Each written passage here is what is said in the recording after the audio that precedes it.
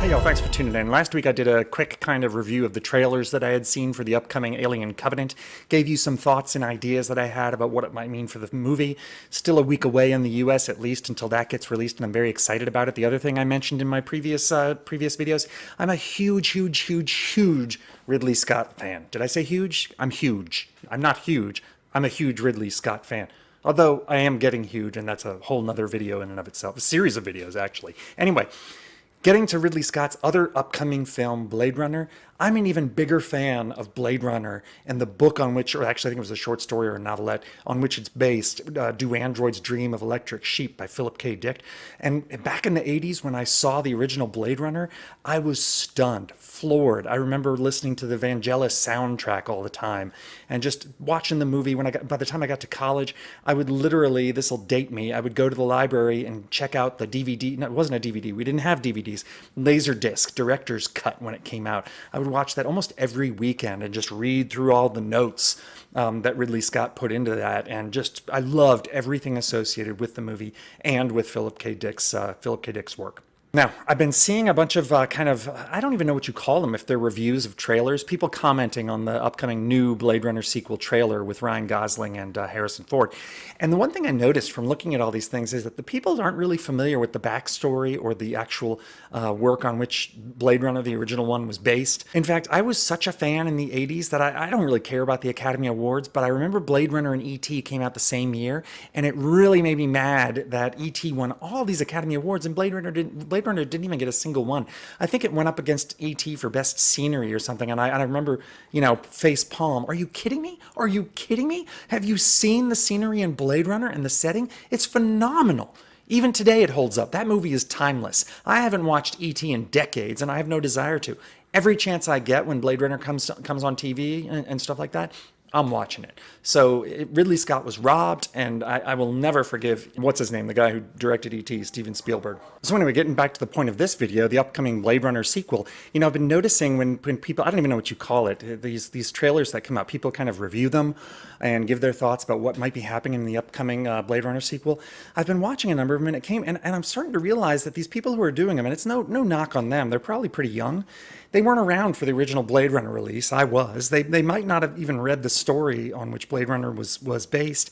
And so they don't bring a lot of insight or knowledge to the original kind of lore that was associated with the original movie. Now, one of the things that you have to realize about Blade Runner, the original movie that came out in the 80s, was that Ridley Scott was not allowed to put out the version that he actually wanted to. They did a test run in Hollywood, and the results of the screen testing, I don't know if that's what you call it, but they got an audience in there and then gave the audience a questionnaire to fill out and all that kind of stuff.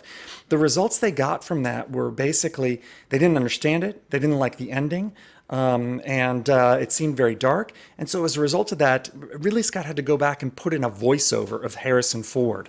And I've seen interviews with Harrison Ford where he thought it was the stupidest thing he ever had to do. I'm exaggerating, but you know what I mean. And so you got this movie that had a voiceover of a kind of noir detective voiceover, of this movie. And they had to change a number of the things of the endings. Like, for example, they had to have them escaping in one of those hovercraft cars or whatever, escaping together, him and Rachel, Harrison Ford's character, Deckard and Rachel, so that you think they got away and they'll live happily ever after. They wanted to have a happy ending for it. That was great. The movie was still great despite all that. But when I saw the director's cut and realized a couple of things, I was floored. Number one, Ridley Scott was ambiguous as to whether or not Deckard was a replicant. And yet, in the director's cut, you see a number of things. And I'll put a couple of scenes here. First of all, Harrison Ford in one scene falls asleep at the piano and starts to have a dream sequence where he dreams of a unicorn. Roll the clip.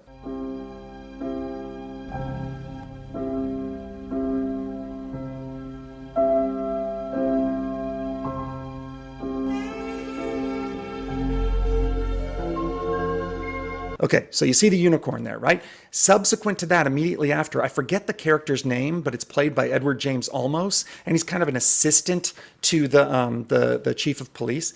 And the Edward James Olmos character likes to do origami.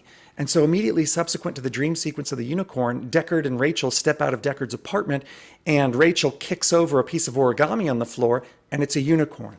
That's a hint that this character that almost plays, knows even Harrison Ford's dreams. And the only way that could be possible is if Deckard is a replicant. Then there's another scene. Wait, here's the clip of kicking over the unicorn.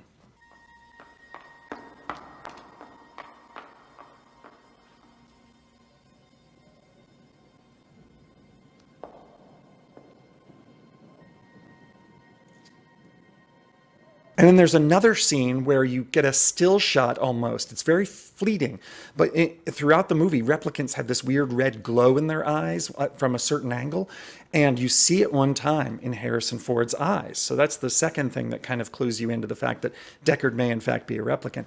The third thing that clues you into it is the fact that everyone on Earth is there mostly because they can't get off world. There's been a nuclear war, a nuclear holocaust. Only a few places are livable. And the only people who can't get off world to these, colony locations that are much better off, but at least they advertise them as being much better off. The only people who can't do it are people who have some sort of illness. Take a look at Sebastian, where he has this Methuselah syndrome, and other people, it tends to be the sickly, the old, and others who stay on planet. And Deckard looks pretty healthy. No problems there. He's also able to take quite a lot of punishment from these replicants who were designed to be combat robots, basically. So they could have easily killed him, and yet here's Deckard taking punches and punishment.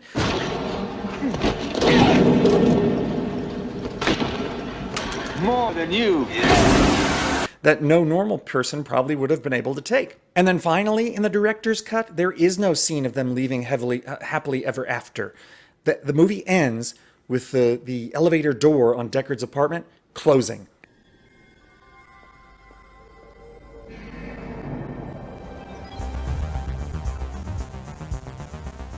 And there's no voiceovers throughout the movie. So you have to get all of these visual cues. There's nothing there to explain it to you. It is dark. It is a little bit heavy, but it is very, very impactful, much more impactful than the cut they released back in the 80s. So I really wish they hadn't done anything to Ridley Scott's vision, because what it does is kind of play off of what happened in the short story, where Deckard, for throughout at least half of it, Deckard doesn't know if he's a replicant or not. He starts to kill these replicants and start to question, what is it to be human? How do I know I'm human? I think one of the replicants actually asks him, how do you know you're human? So that kind of motif that was in the short story or book or novelette was reflected in the movie. And I think that Ridley Scott in one of his interviews actually came out and stated that Deckard was a replicant. What is my point in all this? Well, these people who are coming up at these new trailers for the new Blade Runner, they're talking about how they don't know if Deckard's a replicant or not. It looks like Agent K, who's the character, it's Ryan Gosling's character. Agent K may be a replicant too, sent after Deckard and these types of things. Now, those questions have already been asked and answered. Do a little bit of research, and you'll find the answers to those questions. I would say yes, Deckard is a replicant. Yes, it's a very good chance, based on some of the examples I just gave you of why only the sick in that future universe stay on Earth. I mean, look at Jared Leto's character. He's blind, right?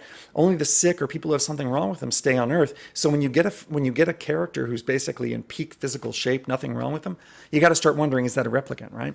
And so there are little things like that just bug me. Not a big deal. I enjoy the work these people are putting into it, but you can add a lot more if you just go back and dig and do some research on the history of this franchise. Now, what do I think about the movie and what I've seen of the trailer? First of all, visually stunning. Typical Ridley Scott. Kicks ass. This guy is one of the best directors in the world. So visually, it looks fantastic. What about the plot? Well, what I've seen of the plot looks good, but not great. And I could be wrong. I'm hearing these stories about Alien Covenant where the clips that you see in these trailers have they don't even appear in the actual movie. So how do I know, based on one trailer, what the plot is like? I'll say this. If the plot is basically Jared Leto having to chase after Deckard because he's a replicant, and not Jared Leto, Ryan Gosling, Agent K, having to chase after Deckard to kill him because he's a replicant, and then Jared Leto's character, if he's some sort of mad scientist filling the world with replicants who have no, usually there's a 2 or 4 year lifespan, and apparently one of the rumors going around is that Jared Leto's character is filling the world with replicants that have a normal human lifespan or live forever or something like that. And If that's the plot, I'm sorry, that doesn't thrill me. It's almost like we've seen it already. I hope that's not the plot. That said, I'll probably really enjoy the movie, and I don't want to get ahead of myself.